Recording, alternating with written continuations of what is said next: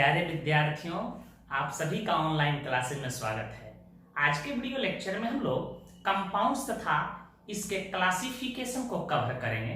वैसे already in तथ्यों को आप लोअर क्लासेज में पढ़ के आए हैं, तो चलिए फटाफट अंदाज में हम लोग कंपाउंड्स तथा इसके कुछ महत्वपूर्ण प्रॉपर्टीज को देख लें। छोटू, कंपाउंड्स को ही हम लोग केमिकल कंपाउंड्स, इसी को हिंदी में यौगिक या रासायनिक यौगिक के नाम से हम लोग जानते हैं। देखिए, पिछले वीडियो लेक्चर से स्पष्ट है कि कंपाउंड एक प्योर सब्सटेंस है, अर्थात यह दो या दो से अधिक तत्वों के भार के विचार से एक निश्चित अनुपात के संयोग से बने होंगे। तो आप इसे डिफाइन कर सकते हैं। पहला बात आप इसे याद रखिएगा कि यह एक शुद्ध पदार्थ है। कैसा है बेटा? शुद्ध पदार्थ है। पहला बात याद रखिएगा, एक शुद्ध पदार्थ है। दूसरा बात इसमें आता है कि यह दो या दो से अधिक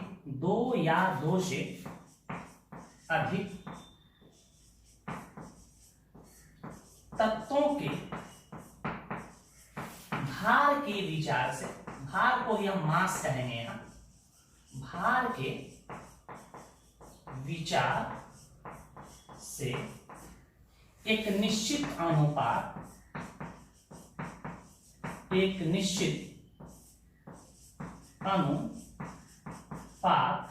में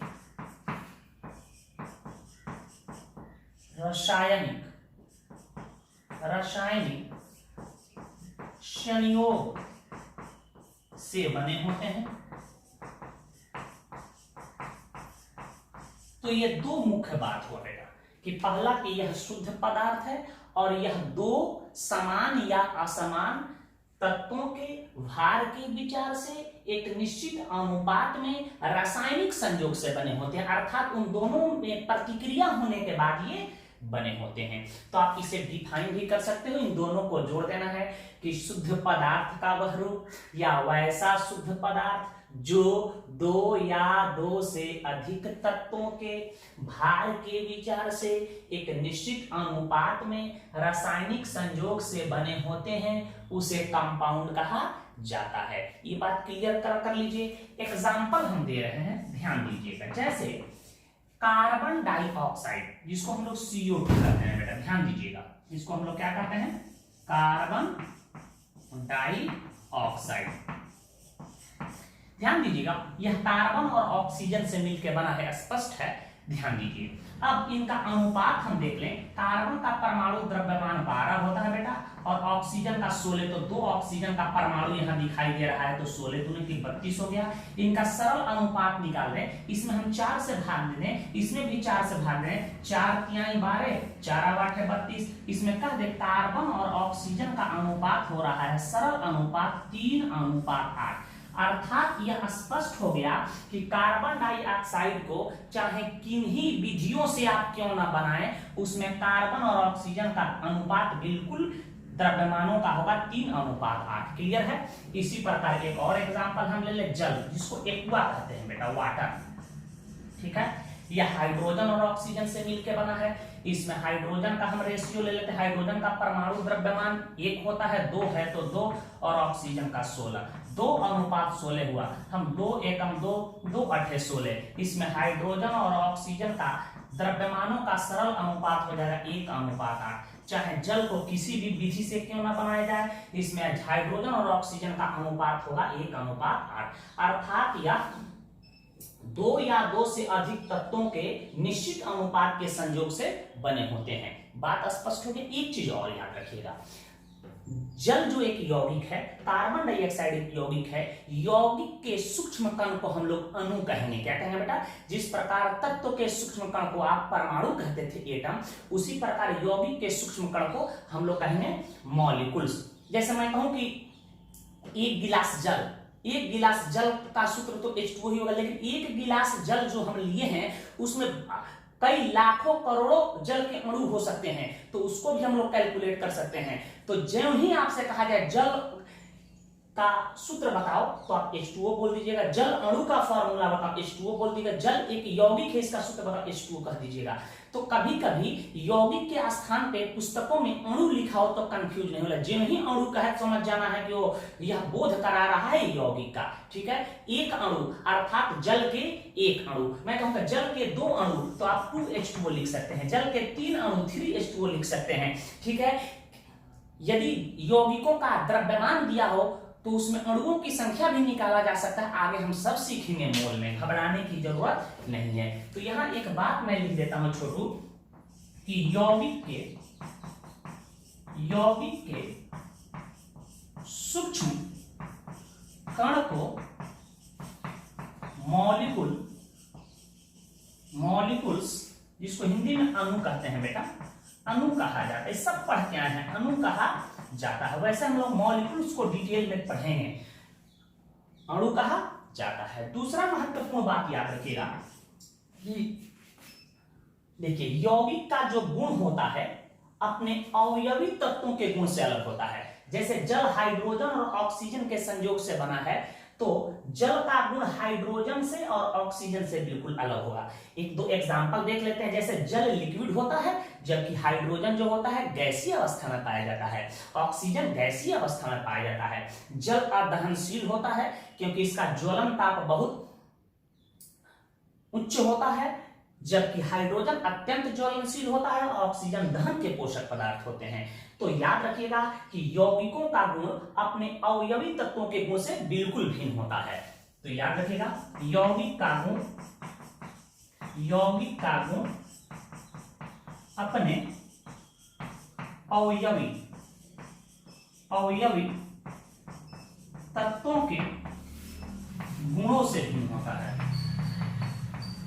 गुणों से भिन्न होता है। ये चीज याद रखिएगा। अब ध्यान दीजिए एक और महत्वपूर्ण बात, यौगिक जिन तत्वों के संयोग से मिलकर बना है, इनके अवयवों को आप साधारण भौतिक विधियों द्वारा या साधारण यांत्रिक विधियों द्वारा आप इसे पृथक नहीं कर सकते हैं। आप चाहिएगा कि हाइड्रोजन और ऑक्सीजन को ओसा करके, चलनी से चाल करके, फटक करके हाइड्रोजन और ऑक्सीजन को अलग कर दें तो असंभव नहीं है। हाँ, इसे रासायनिक विधियों द्वारा इन्हें अलग किया जा सकता है। तो याद रखिएगा कि यौगिक के अवयवों को भौतिक या यांत्रिक विधियों द्वारा पृथक नहीं किया जा सकता है, परंतु रासायनिक पृथक्करण संभव है। चाहेंगे तो हाइड्रोजन और ऑक्सीजन को केमिकल प्रोसेस के द्वारा जल से हम लोग अलग कर सकते हैं। तो याद रखिएगा इनके अवयवों को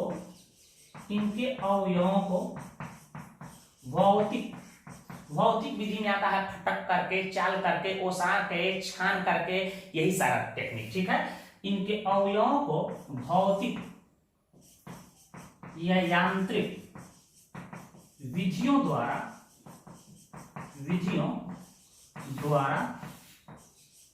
पृथक नहीं किया जा सकता है, परंतु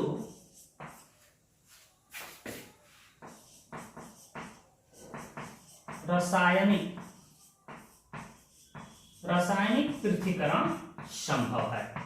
रासायनिक पृथक्करण संभव है। आप चाहेंगे तो इसे रासायनिक विधियों द्वारा आप अलग कर सकते हैं। इसे भी आप समझ लीजिए। ऊपर वाला बात को हम मिटा रहे हैं, फटाफट स्क्रीनशॉट ले लो। वैसे यौगिक का डिफिनीशन आप मैट्रिक से ही पढ़ के आए हो, छोड़ो, देखो ऐसे तुम अलग कर सकते हो।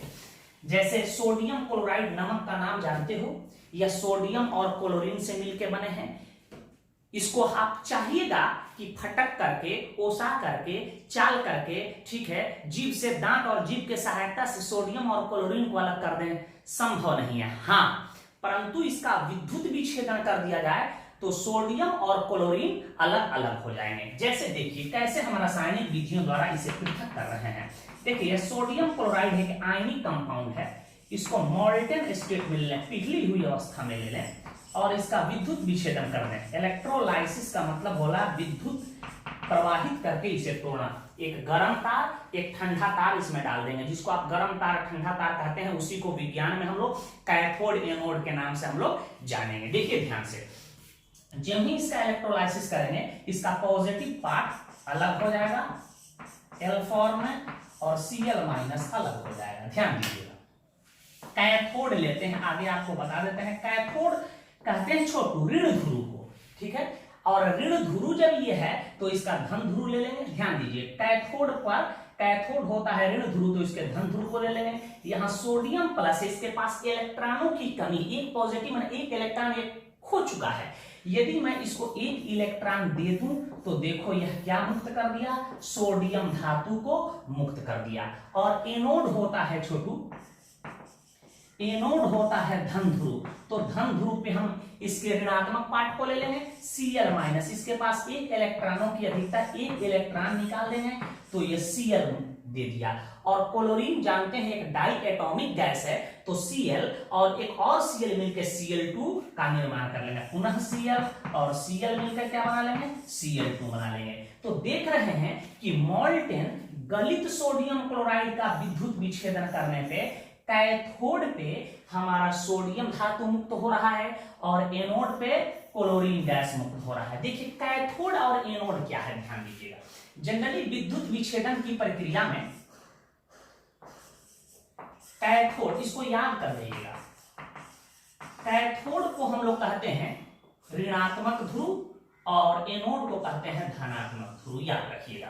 ऋणात्मक ध्रुव को हम लोग क्या कहेंगे, कैथोड, और धनात्मक ध्रुव को कहेंगे एनोड। इसको याद करिएगा, सीआर आओ, ट्रिक याद रखिएगा, सीआर आओ, क्या इसको पढ़िएगा बेटा, सीआर आओ, आगे पढ़ाएंगे, सीआर आओ, सीआर आओ। इसका मतलब देखिएगा, कैथोड पर होगा रिडक्शन की क्रिया, सी फॉर कैथोड, आर फॉर होता है रिडक्शन, रिडक्शन। और याद रखिएगा इलेक्ट्रॉन ग्रहण करने की प्रक्रिया को हम लोग रिडक्शन कहते हैं, ठीक है। तो यहाँ कैथोड पर हमेशा रिडक्शन की क्रिया होगा। और ए फॉर होता है एनोड, ओ फॉर होता है ऑक्सीडेशन, ऑक्सीडेशन का संकेत होता है OH। हमेशा एनोड पर ऑक्सीडेशन की क्रिया होगी, कहाँ होगी, विद्युत विच्छेदन की क्रिया में। तो इसे याद रखना है, सीआर आओ, कैथोड पर रिडक्शन, एनोड पर ऑक्सीडेशन होगा। यह कोई जरूरी नहीं है कि हमेशा कैथोड ऋणात्मक ध्रुव ही होगा, एनोड हमेशा धनात्मक ध्रुव ही होगा। जब हम लोग सेल पढ़ेंगे वहां कन्वर्ट हो जाते हैं, ठीक है। तो जनरली आप याद रखिएगा कि सीआर कैथोड जो होगा मेरे भाई वह ऋणात्मक ध्रुव और एनोड जो होगा वह धनात्मक ध्रुव। कैथोड पर हमेशा रिडक्शन की क्रिया होती है, एनोड पर हमेशा ऑक्सीडेशन की क्रिया होती है। बात आप समझ गए होंगे। दो चार और मैं इसके प्रॉपर्टी यौगिक का बता रहा हूं, यहां ध्यान दीजिएगा। देखिएगा छोटू, एक चीज ध्यान दीजिए, यौगिक दुनिया में जितने होंगे उनका मेल्टिंग पॉइंट, इनका मेल्टिंग पॉइंट तथा बॉइलिंग पॉइंट निश्चित होता है, याद रखिएगा, निश्चित होता है। यौगिक का मेल्टिंग पॉइंट और बॉइलिंग पॉइंट निश्चित होता है। जितने भी यौगिक दुनिया में है उनका मेल्टिंग पॉइंट और बॉइलिंग पॉइंट निश्चित होता है। एक एग्जांपल के माध्यम से हम समझ लें, मैट्रिक में समझेंगे, आइस जल से ही बना होता है, आइस याद रखिएगा, बर्फ, तो इसका भी सूत्र H2O होगा। यदि बर्फ को हम लोग छोटू, बर्फ को 0 डिग्री सेल्सियस पे ला दें तो यह पिघल जाएगा, तो मैं कह दूं कि बर्फ का मेल्टिंग पॉइंट कितना होगा बेटा, 0 डिग्री सेल्सियस। और यही बर्फ को गर्म करते हैं हम 100 डिग्री सेल्सियस पर, तो खोलने लगता है पानी, आप देखेंगे। तो इसका बॉइलिंग पॉइंट कितना हो जाएगा, जल का या बर्फ का, 100 डिग्री सेल्सियस। तो जल एक यौगिक है, इसका मेल्टिंग पॉइंट और बॉइलिंग पॉइंट बिल्कुल फिक्स है। आप समझ गए होंगे कि दुनिया के किसी भी यौगिक ले लीजिएगा उसका मेल्टिंग पॉइंट और बॉइलिंग पॉइंट निश्चित होता है। एक चीज और याद रखिएगा, ये होमोजीनियस नेचर यौगिक जो होते हैं, होमोजीनियस नेचर, हिंदी में होगा समान प्राकृति, ध्यान दीजिएगा, समान प्राकृति, होमोजीनियस नेचर के होते हैं, होमोजीनियस नेचर के होते हैं। देखिए होमोजीनियस का मतलब होता है समान, जिसको देखने से जिसका संपूर्ण भाग एक तरह दिखाई दे उसको हम लोग कहेंगे होमोजीनियस। यदि किसी भी यौगिक को आप माइक्रोस्कोप से भी देखिएगा तो उसके कण बिल्कुल एक समान दिखाई देंगे। जैसे एक यौगिक मैं ले लूं फेरस सल्फाइड, यदि उसको माइक्रोस्कोप से देखिएगा तो फेरस आयन और सल्फाइड आयन बिल्कुल एक तरह दिखाई देंगे, ठीक है, एक समान दिखाई देंगे। कोई भी यौगिक को आप माइक्रोस्कोप से देखिएगा तो उसके कण एक समान दिखाई देते हैं, अर्थात कह सकते हैं कि यौगिक होमोजीनियस प्रकृति के होते हैं। जबकि मिश्रण होमोजीनियस भी हो सकते हैं, हेट्रोजीनियस भी हो सकते हैं। कंफर्म है, क्लियर है? एक चीज और याद रखिएगा, इनके निर्माण में, यौगिक के निर्माण में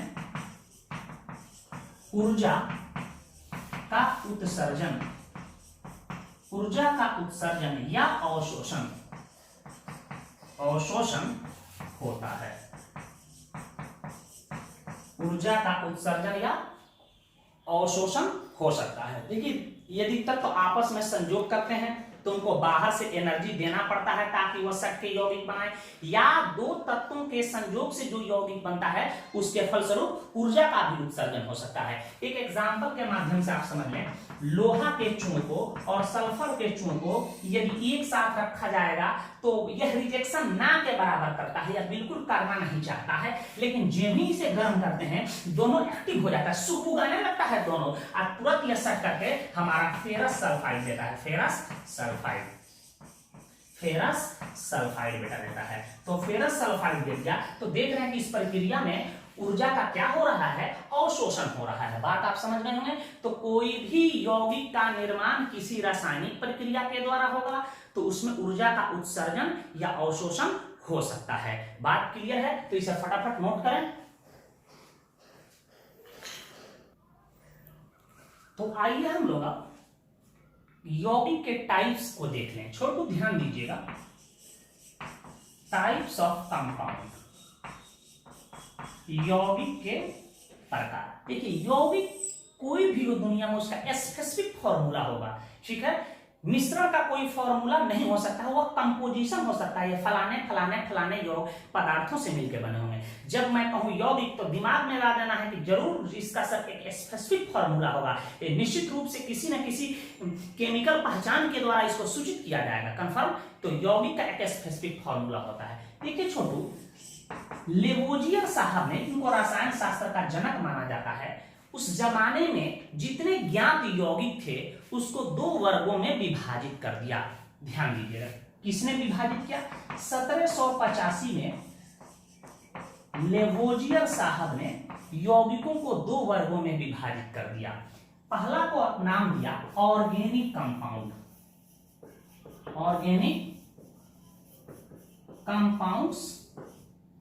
जिसको हिंदी में हम कार्बनिक यौगिक कहते हैं, और दूसरा को कहते हैं छोटू इन ऑर्गेनिक कंपाउंड्स, हिंदी में इसको अकार्बनिक यौगिक कहा जाता है। उन्होंने उस जमाने में क्या बताया, उनकी ट्रेडिशनल डिफिनेशन क्या है, ठीक है। पुराने जमाने में इसका परिभाषा कैसे दिया जाता है, लेवोजियर से आप क्या बताए थे कि वैसे यौगिक जो जीवधारियों से प्राप्त होते हैं, जो लिविंग ऑर्गेनिज्म से प्राप्त होते हैं, किससे प्राप्त होते हैं? लिविंग ऑर्गेनिज्म से, जीवधारियों से, पेड़ पौधों से, जानवरों से प्राप्त होते हैं, उसको ऑर्गेनिक कंपाउंड कहा जाए। और वैसे यौगिक जो जीवधारियों से, लिविंग ऑर्गेनिज्म से प्राप्त नहीं होते हैं, अर्थात खनिजों से प्राप्त होते हैं, उसे इनऑर्गेनिक कंपाउंड कहा जाए। लेकिन यह परिभाषा कुछ दिनों तक टिका, लेकिन आज के परिवेश में यह परिभाषा बिल्कुल गलत है। यह परिभाषा 100% सही नहीं है।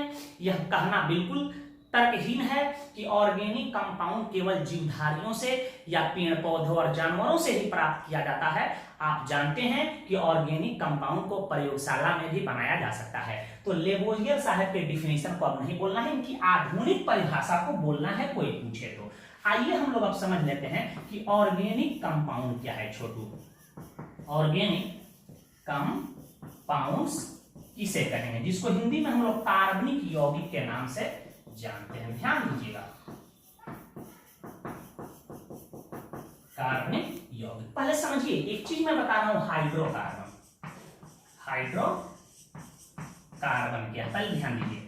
कार्बन और हाइड्रोजन के संयोग से जो चीज मिलकर बना हो, कार्बन और हाइड्रोजन से, कार्बन हाइड्रोजन ही फॉर्मूला में दिखाई देना चाहिए, उसको हम लोग हाइड्रोकार्बन कहेंगे। जैसे CH4 एक हाइड्रोकार्बन हो जाएगा, मैं कहूं कि C6H6 जिसको आप बेंजीन पढ़ के आए हो हाइड्रोकार्बन हो सकता है, C2H4 जिसको आप इथीन पढ़ के आए हाइड्रोकार्बन हो सकता है, 2H2 जिसको आप एसिटिलीन पढ़ के आए हुए हाइड्रोकार्बन हो सकता है, C4H10 जो जिसको ब्यूटेन पढ़ के आए हाइड्रोकार्बन हो सकता है। इसका पहचान है कि carbon hydrogen carbon hydrogen carbon hydrogen ही दिखाई देना चाहिए, इसके अलावा कुछ नहीं होना चाहिए। याद रखें, कार्बन हाइड्रोजन के अलावा कुछ नहीं होना चाहिए। कैसे मैं लिख दिया उसके चक्कर में नहीं आना, आपको केवल हाइड्रोकार्बन पहचानना है। हाइड्रोकार्बन पहचान लिए।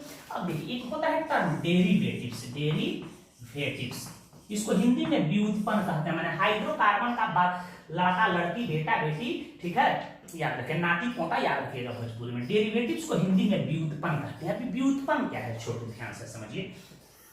किसी भी हाइड्रोकार्बन से हाइड्रोजन को हटा दिया जाए, हाइड्रोकार्बन को हटा दिया जाए और इसी के स्थान पे कोई अन्य तत्व के परमाणु या ग्रुप को जोड़ दें। जैसे मीथेन CH4 से एक हाइड्रोजन को हटाकर एक क्लोरीन को हम यहाँ जोड़ रहे हैं तो बन जा रहा है CH3Cl।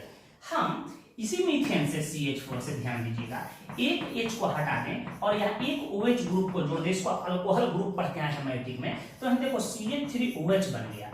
इसी को हम लोग कहते हैं छोटू डेरिवेटिव्स। अब देखिए डेरिवेटिव्स को कैसे डिफाइन कर रहे हैं। हाइड्रोकार्बन से एक या एक से अधिक हाइड्रोजन को किसी तत्व के परमाणु या ग्रुप के द्वारा विस्थापित कर दिया जाता है तो उसके फलस्वरूप बने यौगिक को डेरिवेटिव्स कहा जाता है। इसकी पहचान है कि इसमें कार्बन हाइड्रोजन के अलावा जरूर कोई नया चीज दिखाई दे रहा है। देखिए यहाँ ऑक्सीजन दिखाई दे रहा है, यहाँ क्लोरीन दिखाई दे रहा है, तो इसको डेरिवेटिव्स कहेंगे। तो मुझे उम्मीद है कि हाइड्रोकार्बन कहीं लिखा रहेगा, डेरिवेटिव्स कहीं दिया रहेगा, आप पहचान लीजिए। डेरिवेटिव्स की पहचान के कार्बन हाइड्रोजन के अलावा उसमें कुछ दिखाई देना चाहिए, इसको डेरिवेटिव्स कहते हैं। बात समझ चुके हैं। अब कोई पूछे कि ऑर्गेनिक कंपाउंड क्या है तो आप जवाब दीजिएगा कि हाइड्रोकार्बन तथा उसके डेरिवेटिव्स को, माने उसके बेटा बेटी नाती पोता को संयुक्त रूप से ऑर्गेनिक कंपाउंड कहा जाता है। और ऑर्गेनिक कंपाउंड का अध्ययन जिस केमिस्ट्री के अंतर्गत हम लोग करते हैं उसको ऑर्गेनिक केमिस्ट्री कहा जाता है। ओहलर को फादर ऑफ ऑर्गेनिक केमिस्ट्री कहा जाता है। ये तमाम बातें हम बता चुके हैं, तो आप इसे डिफाइन कर सकते हो। तो यहां मैं लिख देता हूं आधुनिक परिभाषा, हाइड्रोकार्बन तथा उसके डेरिवेटिव्स को संयुक्त रूप से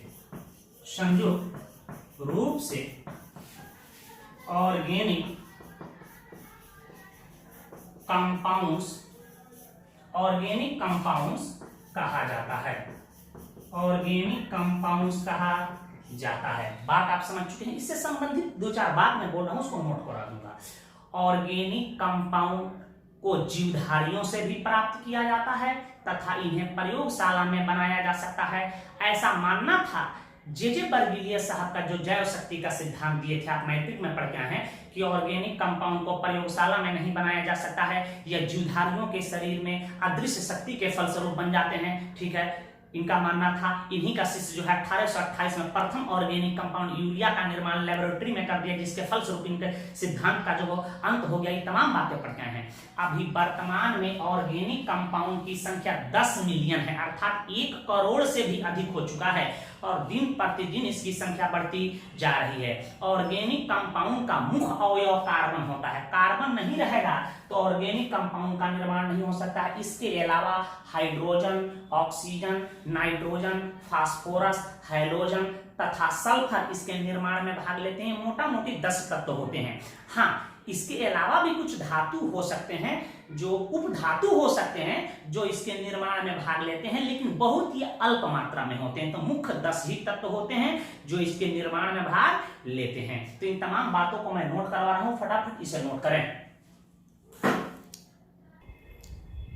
इन तथ्यों को भी आप याद रखिएगा कि अभी वर्तमान में ऑर्गेनिक कंपाउंड की संख्या 10 मिलियन से भी अधिक है और दिन प्रतिदिन इसकी संख्या बढ़ती जा रही है। इसलिए ऑर्गेनिक कंपाउंड को एक अलग ब्रांच में हम लोग अध्ययन करते हैं जिसका नाम है ऑर्गेनिक केमिस्ट्री।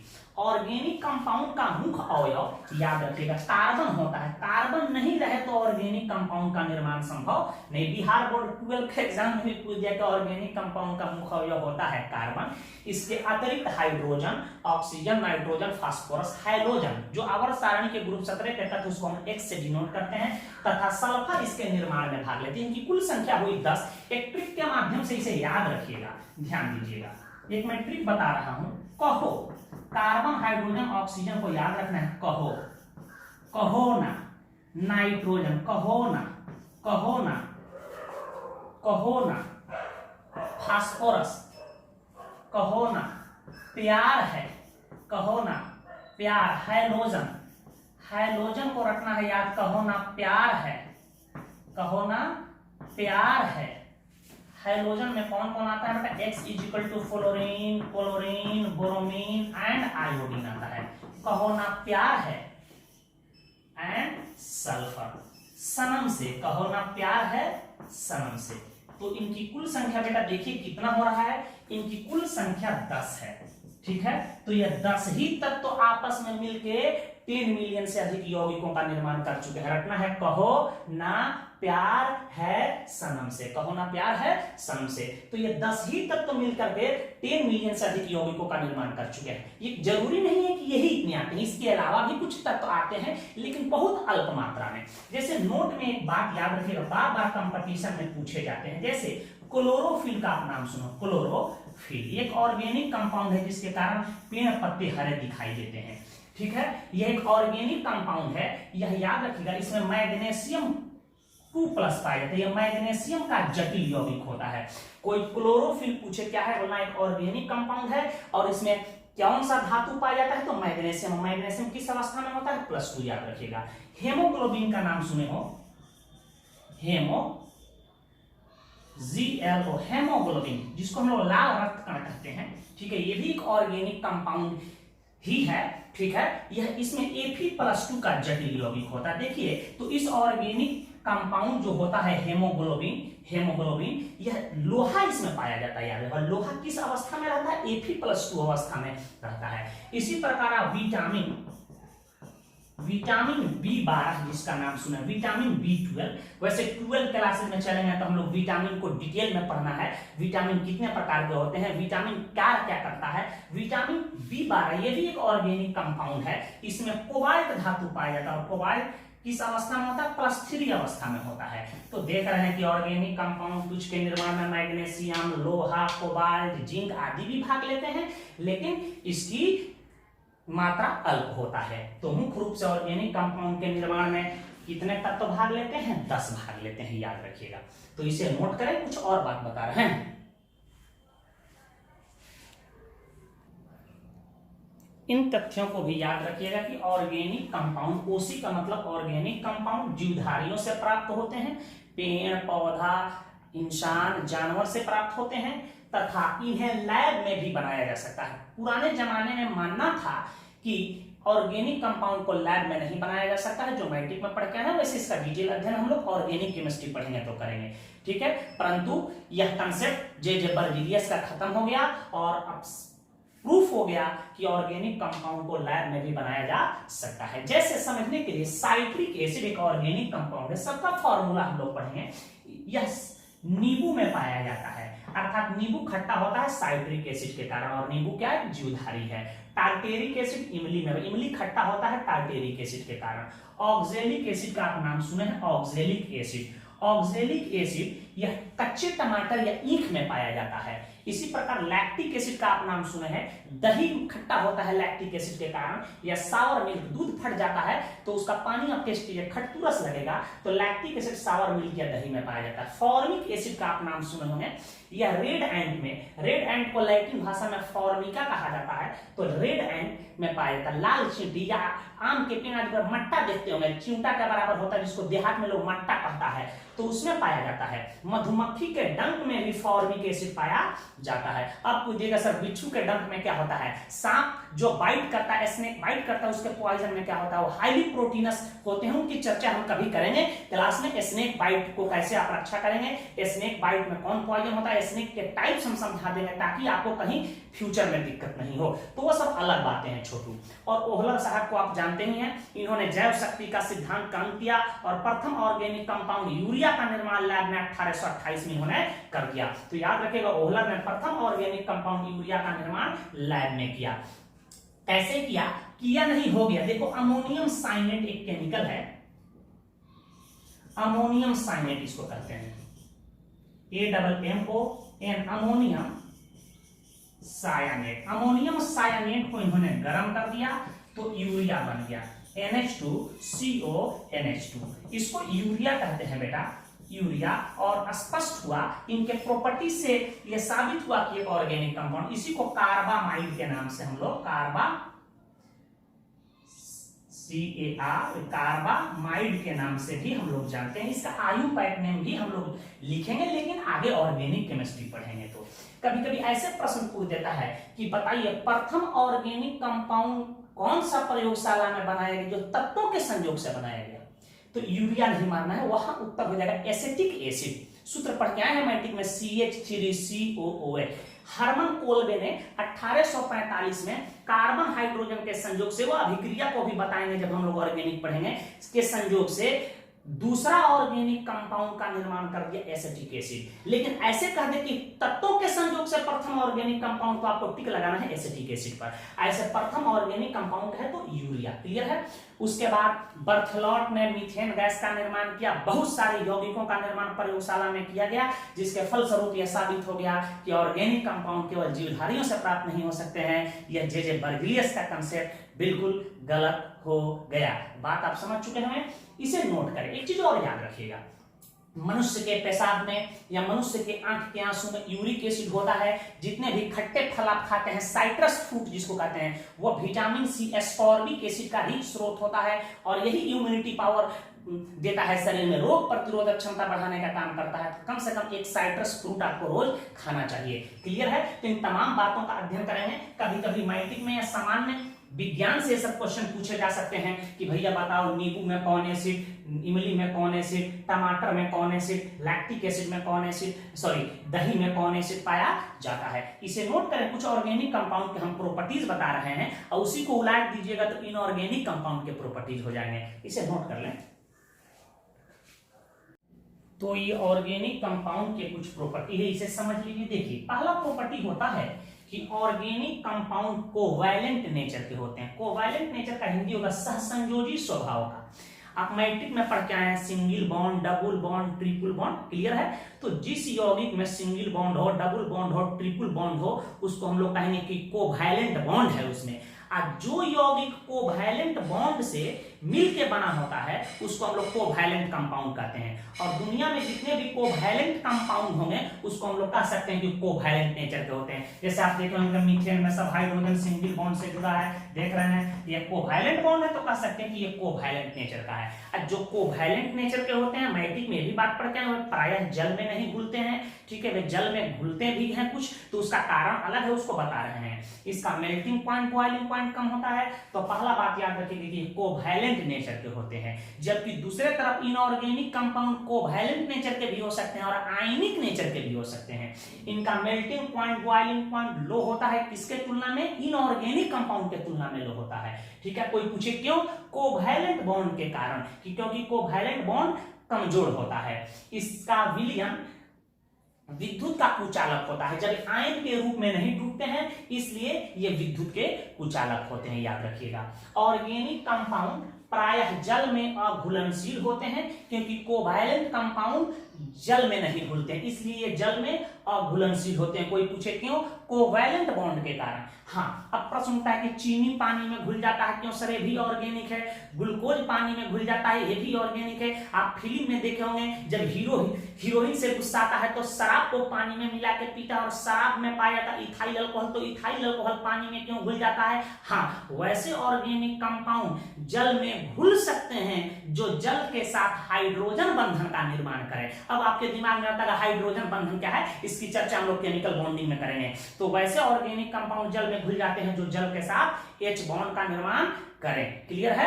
याद रखिएगा। जैसे चीनी है, ग्लूकोज है, इथाइल अल्कोहल है, पानी के साथ H बॉन्ड का निर्माण कर लेते हैं। इन सब का डिटेल अध्ययन हम लोग ऑर्गेनिक केमिस्ट्री में विशेष कर करेंगे। वैसे हम लाइट बता दे रहे हैं। देखिए ये अत्यंत ज्वलनशील होते हैं ऑर्गेनिक कंपाउंड। जितने भी ज्वलनशील पदार्थ होते हैं ऑर्गेनिक कंपाउंड ही होते हैं। जैसे एलपीजी घर में खाना बनाते हैं, liquefied petroleum gas, compressed natural gas, ethanol, ethyl alcohol. Homeopath का जितनी दवा है सब इथाइल अल्कोहल बेस्ड होता है। उसको उसके 2-4 बूंद को कागज पर गिरा कर माचिस मारेगा, कर देगा। आप परफ्यूम यूज करती हैं या करते हैं आप लोग, उसको कागज पे मार दीजिएगा, माचिस मारेगा, पकड़ लेगा, अत्यंत ज्वलनशील होता है। डीजल, पेट्रोल, किरोसिन तो देखें ऑर्गेनिक कंपाउंड है, अत्यंत ज्वलनशील होता है। तो जितने भी ऑर्गेनिक कंपाउंड, इवन लकड़ी, चेपुआ, उपला, गोबर, गोइठा, सब ऑर्गेनिक है, ठीक है, सब में आग पकड़ लेता है। तो जितने भी ऑर्गेनिक कंपाउंड होते हैं अत्यंत ज्वलनशील होते हैं। देखिए ऑर्गेनिक कंपाउंड आइसोमेरिज्म की घटना को प्रदर्शित करते हैं, जरूर सुने होंगे मैट्रिक में, जिसको समायवता कहते हैं। एक ही यौगिक हो जिसका अणु सूत्र समान हो लेकिन संरचना सूत्र अलग अलग दिखाई देता है, उसको आप समायवी कहते हैं, और उस घटना को समायवता कहते हैं। यही परिभाषा आप मैट्रिक में पढ़े होंगे। चलिए इसको और हम आगे सुधारेंगे। तो ऑर्गेनिक कंपाउंड समायवता की घटना को प्रदर्शित करता है, जबकि इनऑर्गेनिक कंपाउंड प्रायः समायवता की घटना को प्रदर्शित नहीं करता है, केवल जटिल यौगिक करते हैं, याद रखिएगा। ऑर्गेनिक कंपाउंड का रिजेक्शन जो होता है स्लो होता है, धीरे धीरे होता है, और कॉम्प्लेक्स होता है, जटिल होता है। दूसरे तरफ इनऑर्गेनिक कंपाउंड का जो रिजेक्शन हो जाएगा वह फास्ट होगा, और कॉम्प्लेक्स के जगह पर लिख देना है सिंपल होगा। तो आपसे कोई पूछ दे कि ऑर्गेनिक कंपाउंड और इनऑर्गेनिक कंपाउंड में अंतर बताओ, तो बता दोगे?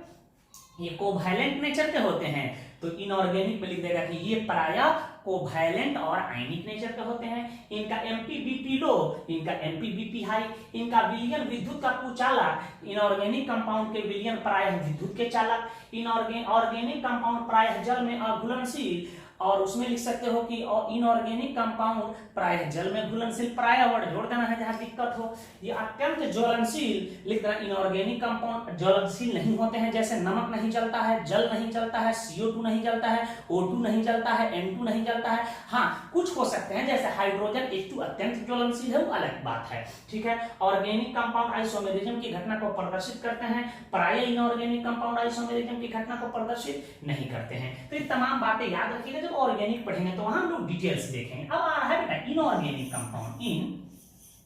इनऑर्गेनिक कंपाउंड्स क्या है, ध्यान दीजिएगा। इसको हिंदी में अकार्बनिक यौगिक कहते हैं।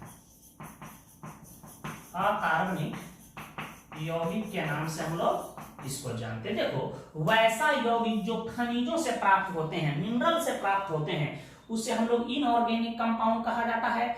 इसके निर्माण में सभी ज्ञात तत्व भाग लेते हैं, 118 तत्व जो है इसके निर्माण में भाग लेंगे, जबकि ऑर्गेनिक कंपाउंड के निर्माण में देख रहे थे मुख्य तत्व हो रहे थे 10 ही मिलकर के 10 मिलियन का निर्माण कर रहे हैं। ऑर्गेनिक कंपाउंड की संख्या इनऑर्गेनिक कंपाउंड के तुलना में बहुत कम है, याद रखिएगा।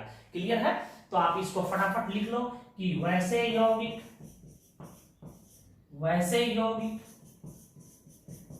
जो खनिजों से प्राप्त होते हैं उसे इनऑर्गेनिक कंपाउंड का शॉर्ट फॉर COMP कंपाउंड कहा जाता है। इन्हें लैब में भी बनाया जा सकता है, इन्हें लैब में भी बनाया जा सकता है, इन्हें लैब में भी बनाया जा सकता है। इनके निर्माण में सभी ज्ञात तत्व भाग लेते हैं।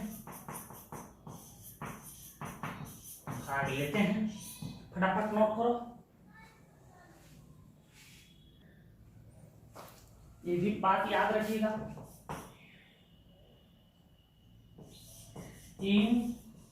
इनऑर्गेनिक कंपाउंड्स की संख्या ऑर्गेनिक कंपाउंड के तुलना में बहुत कम है, याद रखिए। एग्जाम्पल कुछ देख लीजिए आप। जैसे आप नमक का नाम सुना, सोडियम क्लोराइड। देखिए सोडियम क्लोराइड या महत्वपूर्ण खनिज समुद्री जल से प्राप्त होते हैं। सबसे अधिक नमक का उत्पादन हम लोग कहां से? सी वाटर। और सी वाटर क्या है? खनिज है जो भगवान के द्वारा दिया गया। सबसे अधिक नमक का उत्पादन हम लोग ऐसे कर लेते हैं। इसे प्रयोगशाला में भी सोडियम और क्लोरीन से भी क्रिया कराकर बनाई जा सकती है।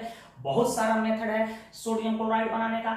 इसी प्रकार आप जानते हैं CaCO3 कैल्शियम कार्बोनेट, जिसको हम लोग लाइम स्टोन कहते हैं, लाइम स्टोन कहते हैं। ये भी एक इनऑर्गेनिक कंपाउंड है। इसको सबसे अधिक पहाड़ों से, पर्वतों से, ज्वालामुखी के लावा निकलता है, आदि से हम लोग प्राप्त कर लेते हैं लाइम स्टोन को। CaO, जिसको कली चूना कहते हैं, हम लोग कहते हैं। कैल्शियम ऑक्साइड, यह भी एक इनऑर्गेनिक कंपाउंड है छोटू। जल भी एक इनऑर्गेनिक कंपाउंड है। इसका प्रमुख स्रोत आप जानते हैं समुद्र है, ठीक है। बारिश से पानी बन जाता है, पानी को लेबोरेटरी में बनाई भी जा सकती है, ETC। ये सब इनऑर्गेनिक कंपाउंड की श्रेणी में आ सकते हैं, ठीक है। तो इनऑर्गेनिक कंपाउंड की संख्या बहुत कम है ऑर्गेनिक के तुलना में। यह प्रायः कोवैलेंट नेचर के हो सकते हैं, आयनिक नेचर के हो सकते हैं। याद रखिएगा, ये आयनिक नेचर के, इसमें आयनिक बॉन्ड पाया जाएगा तो किसी में कोवैलेंट बॉन्ड पाया जाएगा। तो ये बात आप बता सकते हैं। इसका डिटेल अध्ययन जहां जहां हम लोगों को करना होगा, कुछ जहां सोडियम क्लोराइड का प्रिपरेशन पढ़ना वहां इनकी केमिकल प्रॉपर्टी पढ़ लेंगे, जहां कैल्शियम कार्बोनेट डिटेल में पढ़ना होगा वहां कैल्शियम कार्बोनेट की हम लोग प्रॉपर्टी पढ़ लेंगे। तो इतना मोटा मोटी आपको बात याद होना चाहिए। हम कुछ ऑब्जेक्टिव क्वेश्चन दे रहे हैं metal, non metal, metalloids, compound से रिलेटेड, उसे आप हमें कमेंट बॉक्स में उत्तर जरूर दीजिएगा। तो इसे फटाफट नोट कर लें।